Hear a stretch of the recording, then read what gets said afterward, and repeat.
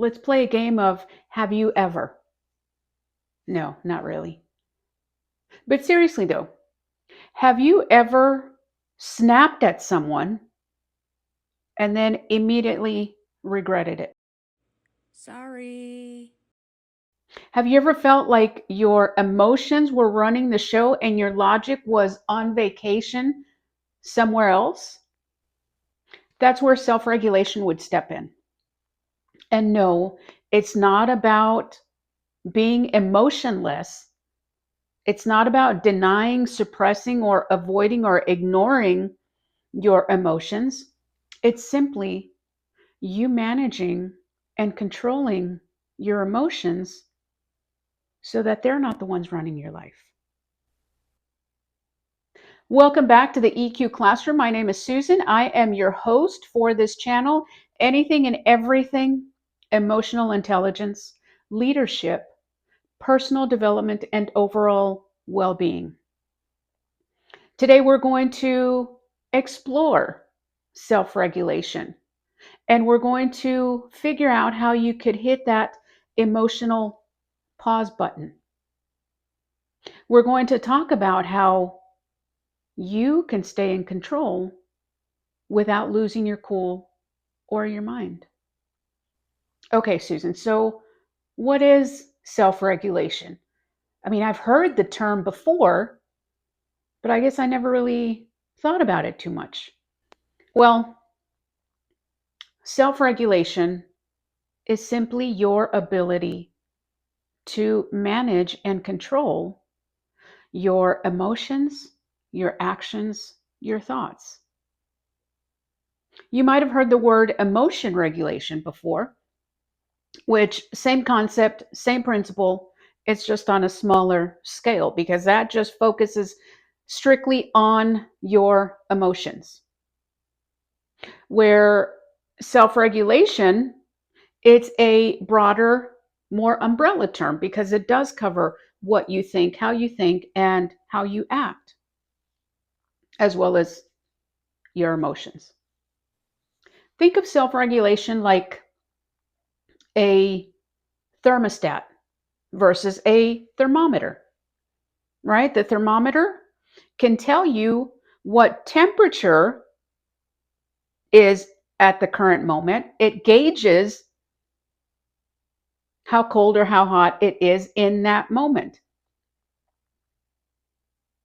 A thermostat, on the other hand, it doesn't do anything without you telling it what to do. You are the one who sets the temperature. If you want it hotter, you want it colder, depends on you. You put it there. So, in a sense, you are that thermostat or the control-o-stat. Yes, I just made up that word. Point being, you are the one in control. What are you going to do? Are you going to let your thermostat determine whatever temperature it wants? Or are you going to set it? Whether it's staying calm when someone shamelessly throws you under the bus, or you don't rage text your ex after you saw them post something on social media. That's self regulation at work right there. It's simple stuff and it has big implications, it has big effects on your life.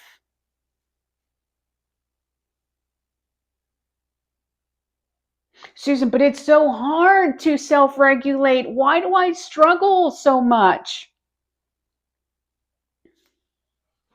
There could be lots of reasons for that. One might be that we're just wired for survival. We're not wired to self regulate. Remember the discussions where, I don't know, maybe you heard it in school going through high school. I think I heard it when I was in high school. I don't know, it's been a long time. But the survival modes, right? The human survival modes. Now we've got four. Now we've got fight, flight, freeze, and fawn. Those are our survival modes. When we perceive something harmful and we're trying to protect ourselves, we usually slip into one of those modes. When you're in that fight mode, you're ready to go. You're ready to throw some punches. And no, not literally. Well, maybe sometimes literally, but figuratively. Meaning, if you see a challenge in front of you, you are not backing down. You are ready to go. You have accepted the challenge. Let's go. If you're going to go into flight mode, you're going to get as far away, fly up as high as you possibly can to put as much distance between you and the perceived threat or danger. You're booking it. Let's get out of here. If you go into freeze mode, I can't move, I am paralyzed. Being a ventriloquist would have helped a lot here. If you go into fawn mode,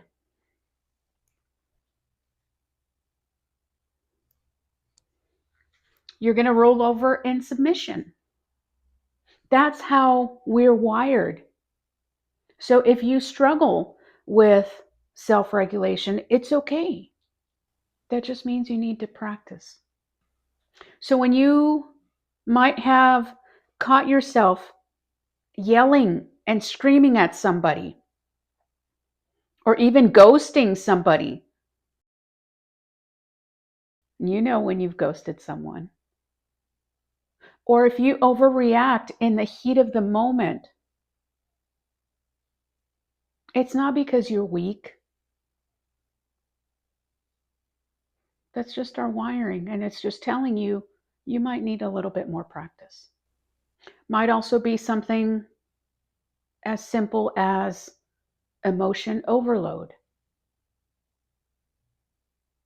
Whatever you were experiencing or whatever you went through was too much at that moment for you to be able to process, and it just overwhelmed you. It was too much. It might also be because we do live in a society where we need instant gratification. Guilty. Example. Let's say I want to buy a new tech gadget, right? And I can go to 3, 4, 5 stores here in the city. It could take me half a day. It could take me a whole day. I might not even find it for another 2 days. Or I could sit at my computer and get onto that internet thing and then go into that Amazon that people talk about, type in a few keywords,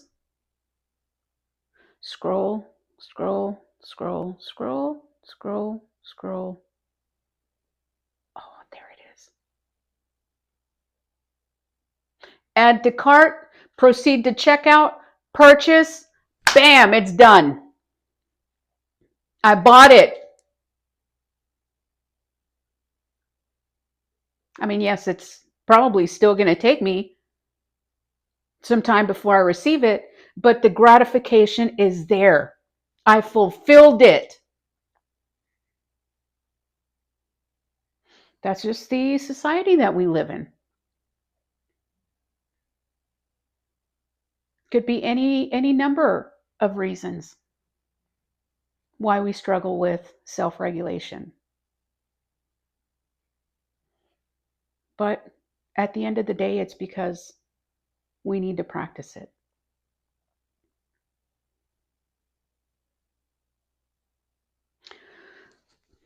So, Susan, how would I be able to tell if I struggle with self regulation?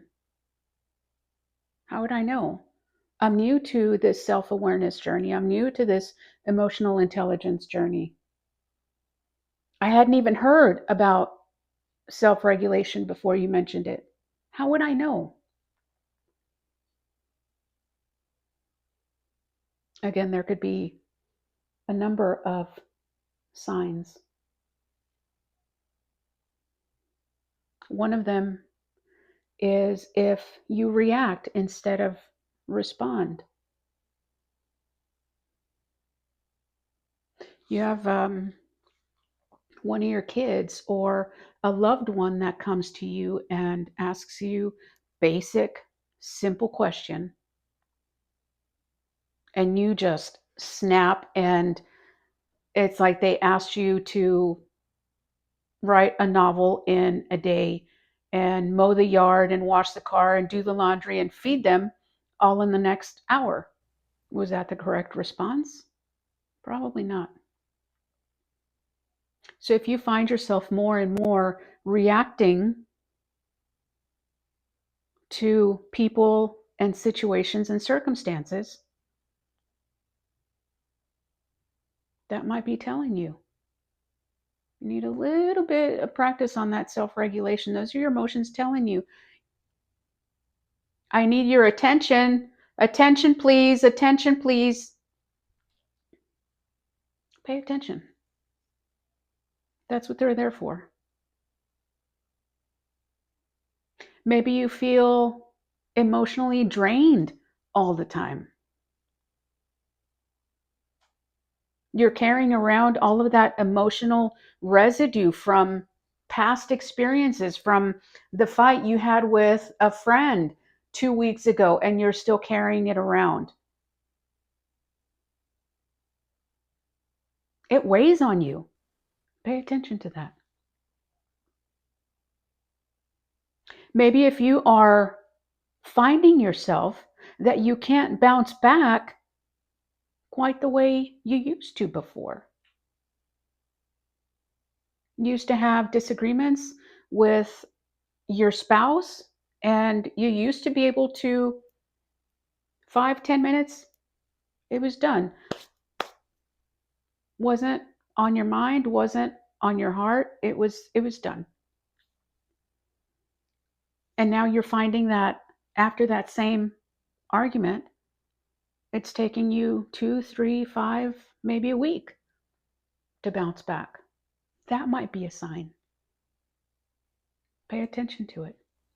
Some practices that I have done for myself, because I do practice these. That's why I'm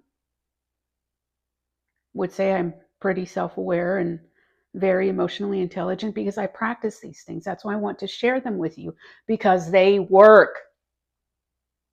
And I want them to do for you what they've done for me.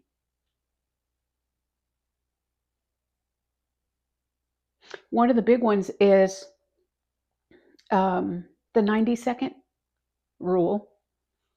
It's not even a rule, it's just 90 seconds. You take 90 seconds. If something upsets you, if something throws you off your game, before reacting, tell yourself,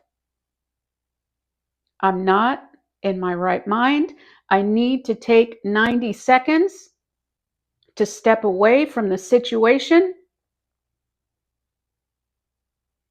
so that I could come back as myself. 90 seconds, 1 minute, 30 seconds.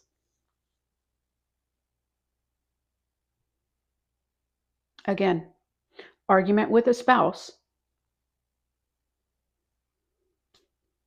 Someone spent too much money. I don't know.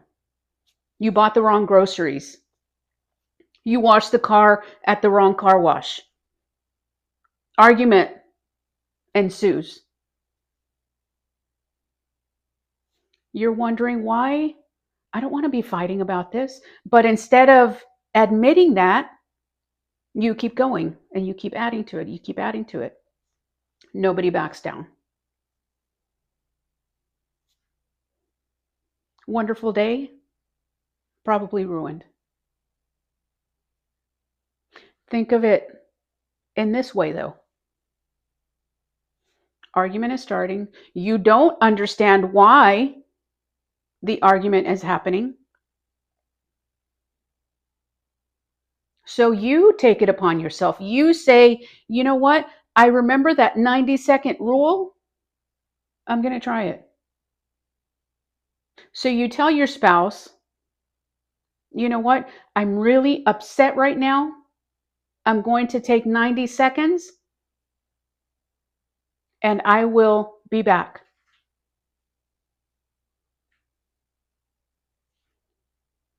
That 90 seconds might just change the trajectory for your entire day, your entire week. Try it. Another favorite of mine, name it to tame it. If you practice naming your emotions, they're not going to be unannounced when they show up.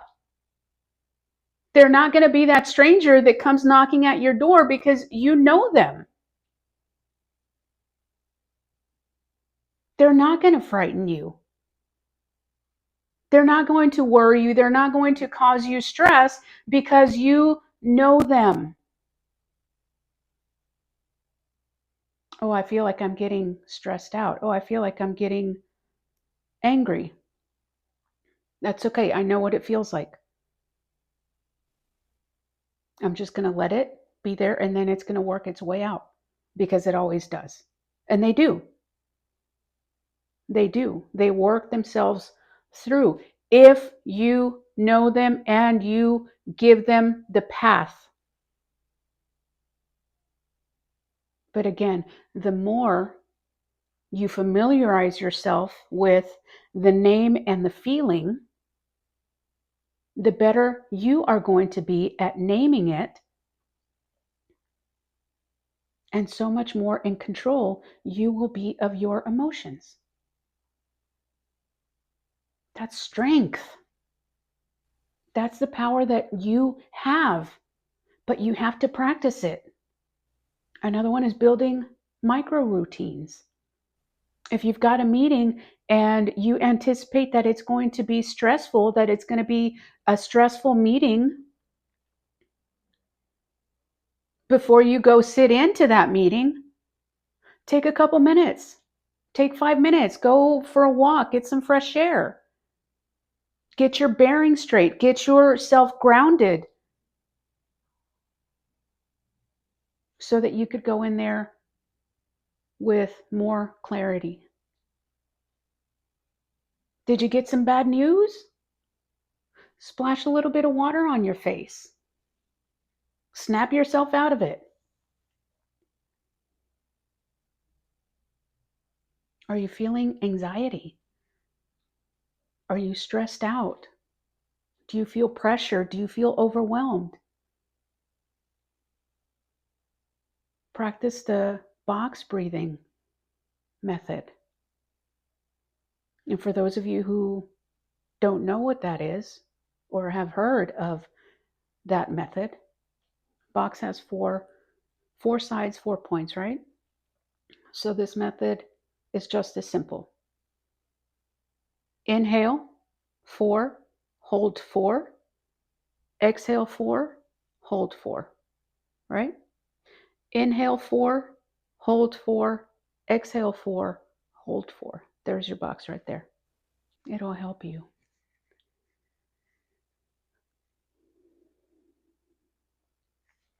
Take out your phone, or if you're watching this video, get into your notes app and type in these 3 exercises that I was just talking about. If you want to go look for additional ones so that you could have in there, please do so. But I'm asking you to do this so that you have this resource ready for when you need it. Because when you're in the heat of the moment and you you're thinking, oh man, I remember Susan was talking about these and I don't remember what she was saying. Oh, I don't want to go back into the video. Put them into your phone, in your notes. Emotion regulation in real life, right, from a professional standpoint. And I'm sure many of you, if not all of you, know exactly what I'm talking about. You get that email from a boss. You're like, what? Didn't we just talk about this? Like, literally, I just told you this. Or from that colleague who ain't got no business telling you nothing. What the are you talking about? Right? Without self-regulation, as soon as we read that email, you know what? You can't tell me what to do. I told you about this yesterday. Are you without self-regulation? But when I would get those emails, I would take a deep breath and I would step away. Or I would shut down my email and work on something else so that I could come back to it clear-headed and not emotional. Or I'd be able to respond and not just react to what they're telling me and allowing them to trigger me. And guess what? I didn't lose my job. So there's that. Self-regulation doesn't mean that you ignore your emotions, like I mentioned at the beginning of this video. Doesn't mean you ignore them. Doesn't mean you need to avoid all emotions. It just means that you own them, you recognize them, you process them, and you allow to move through them with intention. Because remember, you're the controlostat. It's up to you. Here's your challenge. Next time you feel like your emotions are about to hijack you and your entire day and your mood and your vacation and your great dinner, and next time you feel like they're about to hijack you, look at one of those 3 practices that I shared with you. Use the 90-second rule. Try it and see what that does for you. If this video helped you, would you hit that like and subscribe? And if you think that this might help someone else, if you know someone who is also about to or going through or attempting to improve their self-awareness and their emotional intelligence, and you think it might help them, please, by all means, share it with them. We can all use the help. We can all use the support. We can all afford to be a little bit better in our lives. And that's why I want to share this information with you. I want it to do for you what it's done for me. I want to give you the tools that I've learned how to use so that you could use them. Question: what's one situation where you would like to show up with more self-regulation? Drop it in the comments. And for those of you that share, thank you. I appreciate it. You're awesome. You're brave. You're courageous. Remember, lead with your heart. Grow with purpose. I'll see you next time.